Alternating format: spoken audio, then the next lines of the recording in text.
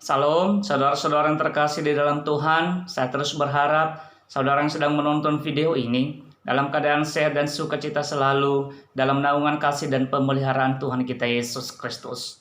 Firman Tuhan yang menyapa kita hari ini terambil dari surat 1 Petrus pasal 2 ayat 9. Firman Tuhan berkata, "Tetapi kamulah bangsa yang terpilih, imamat yang rajani, bangsa yang kudus, umat kepunyaan Allah sendiri, supaya kamu memberitakan perbuatan-perbuatan yang besar dari Dia, yang telah memanggil kamu keluar dari kegelapan kepada terangnya yang ajaib." Dalam bahasa Nias firman Tuhan berkata, "Bai ami madoni tuyu ere salawa, soini amoni banua tanah kelopalangi, ena emi turiyai gegamuata zogaunia ami, meroi bazogomi kemi, bahagania ande saheli-heli dedeta." Saudara-saudara yang terkasih di dalam Tuhan, dalam realita kehidupan di dunia ini, disadari atau tidak, kadangkala ada orang yang merasa beruntung dan ada pula orang yang merasa kurang beruntung. Perasaan itu muncul ketika menilai dan mengamati diri sendiri serta sesama dari segi status, kedudukan, jabatan, dan pangkat, serta dari segi hak dan tanggung jawab yang disandang. Hal demikian dapat dimaklumi sebab pada waktu yang bersamaan tidak akan mungkin tercipta situasi dan kondisi yang sama pula. Namun, dalam jati diri sebagai orang percaya kepada Tuhan, semua beruntung dan tidak ada yang kurang beruntung. Sebab, semua orang yang percaya kepada Yesus telah menyandang status atau kedudukan yang sama, serta fungsi atau tanggung jawab yang sama pula dari Allah sendiri. Sehingga melalui nats di atas, kita merenungkan firman Tuhan di bawah tema terhormat untuk terhormat. Saudara-saudara yang terkasih di dalam Tuhan, dalam renungan dari 1 Petrus pasal 2 ayat 9 ini, menguraikan sederet istilah yang menggambarkan status atau kedudukan terhormat orang percaya di hadapan Tuhan. Sebagaimana kalimat yang mengatakan, "Tetapi kamulah bangsa yang terpilih, imamat yang rajani, bangsa yang kudus, umat kepunyaan Allah sendiri." 1 Petrus pasal 2 ayat 9a. Luar biasa. Di hadapan Tuhan, setiap orang percaya telah menyandang status atau kedudukan terhormat, yakni sebagai bangsa yang terpilih, imamat yang rajani, bangsa yang kudus, umat kepunyaan Allah sendiri.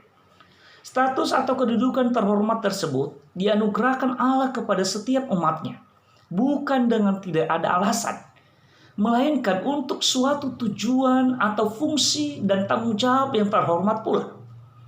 Fungsi atau tanggung jawab terhormat orang percaya di hadapan Tuhan lebih lanjut dijelaskan pada nats renungan ini, sebagaimana kalimat yang mengatakan, "Supaya kamu memberitakan perbuatan-perbuatan yang besar dari Dia, yang telah memanggil kamu keluar dari kegelapan kepada terangnya yang ajaib." 1 Petrus pasal 2 ayat 9b.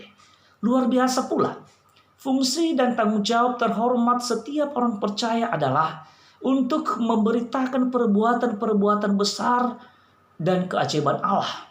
Ya, memberitakan perbuatan besar Tuhan dalam menyelamatkan umat manusia dari kegelapan dosa kepada terangnya yang ajaib merupakan fungsi dan tanggung jawab utama setiap orang percaya.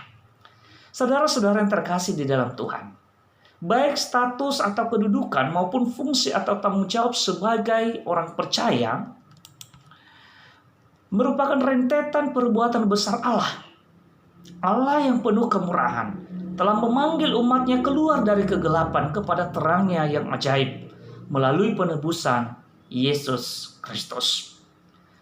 Disadari atau tidak, bahwa di zaman kita saat ini, hal yang bersifat rohani atau hubungan manusia dengan Tuhannya telah mengalami pergeseran dan penyimpangan yang menjurus pada kondisi yang memprihatinkan. Keadaan yang memprihatinkan demikian telah merasuki kehidupan banyak gereja, baik secara pribadi orang percaya maupun gereja dalam arti suatu komunitas atau suatu organisasi.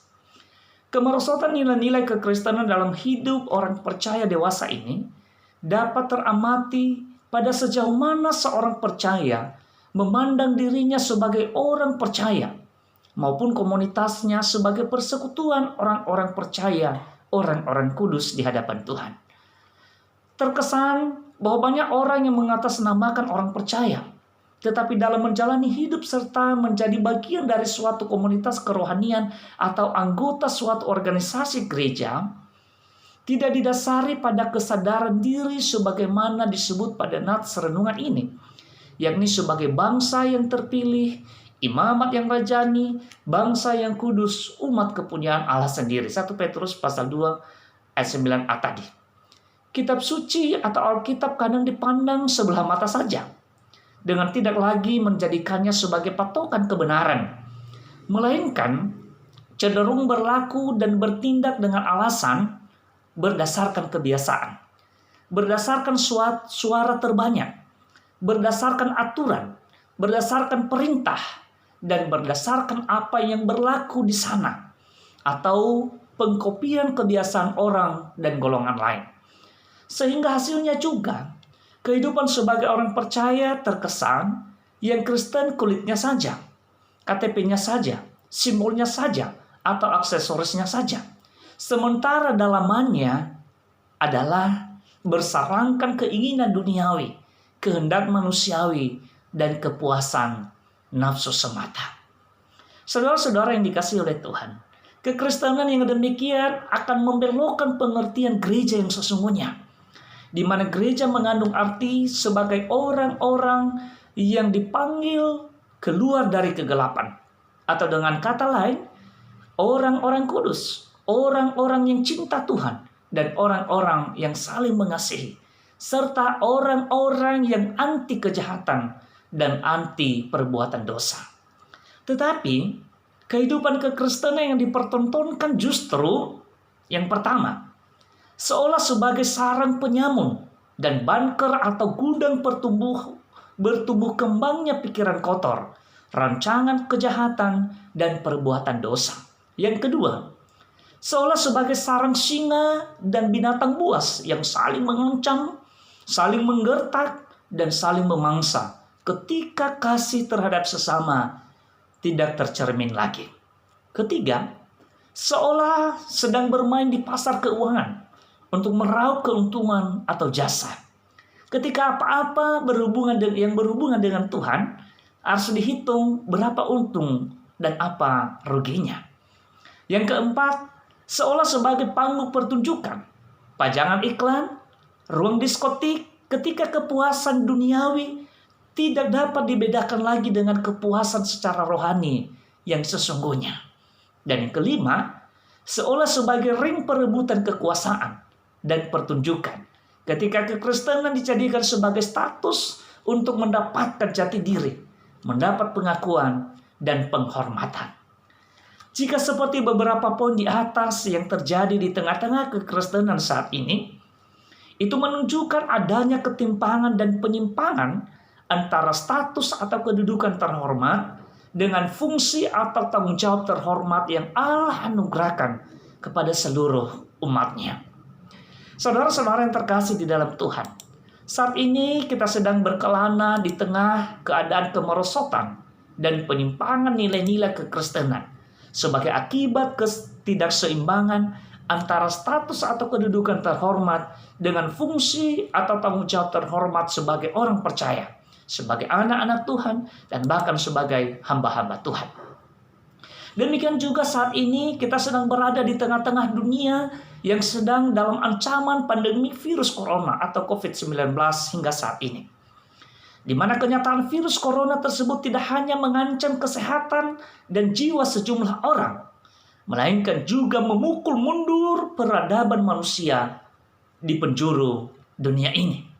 Serta tidak kalah penting juga bahwa dampak dari ancaman virus corona itu juga menggugah kehidupan rohani semua umat beragama, termasuk orang Kristen, melalui sisi baik dan sisi buruk peralihan pelaksanaan ibadah ke rumah atau ke tempat tinggal masing-masing warga jemaat.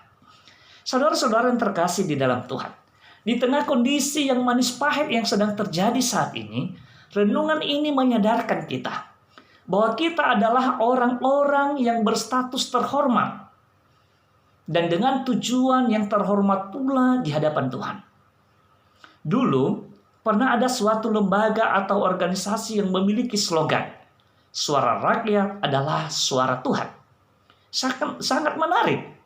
Jika suara rakyat atau suara masyarakat saja dapat dianggap sebagai suara Tuhan, maka sangat ironis sekali jika suara orang-orang percaya, suara anak-anak Tuhan, dan suara hamba-hamba Tuhan justru tidak mencerminkan suara Tuhan. Kesucian dan kebenaran mesti menjadi tema kesukaan hidup orang percaya dengan berlandaskan pada kesucian dan kebenaran Allah serta kitab suci atau Alkitab. Kesaksian tentang kebesaran dan keajaiban Allah tentu hanya terlontar dan terucap serta tergaung dari mulut dan perkataan orang-orang yang benar-benar percaya kepada Tuhan Yesus Kristus.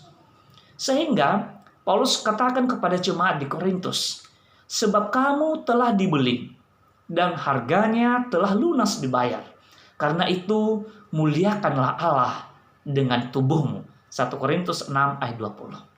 Karena itu, saudara-saudara yang dikasihi oleh Tuhan, sandanglah status atau kedudukan terhormat dan dengan fungsi atau tanggung jawab yang terhormat pula di hadapan Allah. Sebagaimana firman Tuhan yang mengatakan, "Tetapi kamulah bangsa yang terpilih, imamat yang rajani, bangsa yang kudus, umat kepunyaan Allah sendiri, supaya kamu memberitakan perbuatan-perbuatan yang besar dari Dia, yang telah memanggil kamu keluar dari kegelapan kepada terangnya yang ajaib. Bayami bamadonituyu, ere salawa, soini amonia, banua tanah kelowalang, ena amituriai ke kamuata zogaoni ami, moroi bazogemi bahagania andre saheli-heli dedadah." 1 Petrus pasal 2 ayat 9. Selamat terhormat untuk terhormat dan selamat beraktivitas bersama Tuhan sepanjang hari ini. Demikian firman Tuhan yang menyapa kita hari ini, dan kiranya Roh Kudus yang terus membimbing dan mengarahkan kehidupan setiap kita. Tuhan Yesus memberkati. Amin. Saudara-saudara yang terkasih di dalam Tuhan, saya Pendeta Agustiar Laiyah. Ikuti juga tayangan kami yang lain pada channel YouTube atau Facebook Agustiar Laiyah. Salam Yahoo.